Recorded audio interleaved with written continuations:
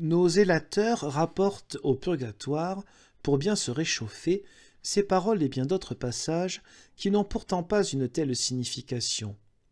Et ils font violence à l'écriture. Je me propose de le prouver devant tous les chrétiens savants, car dans ces paroles, il y a aussi peu de purgatoire, à la manière dont ils en parlent, qu'il y a peu de sagesse dans une enclume. Mais s'ils veulent appeler purgatoire le feu de la persécution, de l'hostilité, des tourments en ce temps-ci, je dois laisser faire. Mais parvenir à Dieu par un autre chemin que par le Seigneur Christ Jésus, c'est impossible. Référence à Jean 14, 6. Car lui seul est la porte par laquelle nous devons passer. Référence à Jean 10, 7 à 9. Et notre œuvre ne peut rien mériter, mais Christ mérite tout cela. C'est à lui que nous voulons rendre gloire, comme suffisamment indiqué ci-dessus, et renoncer à notre mérite et dire « Seigneur, nous sommes des serviteurs inutiles ».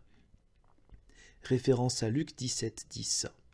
Le reste de ce qu'ils disent du purgatoire, de la manière dont il purifie rapidement ou lentement, je le laisse avoir valeur de fable. Ça ne me préoccupe pas qu'on dise « tel Saint-Père a vu ceci ou cela ».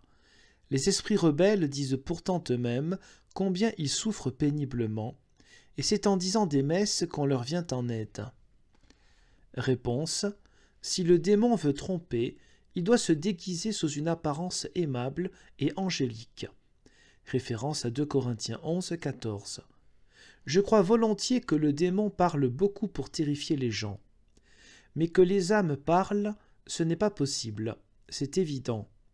Car si l'homme riche avait pu parler avec ses frères, il n'aurait pas supplié Abraham d'envoyer Lazare à ses frères.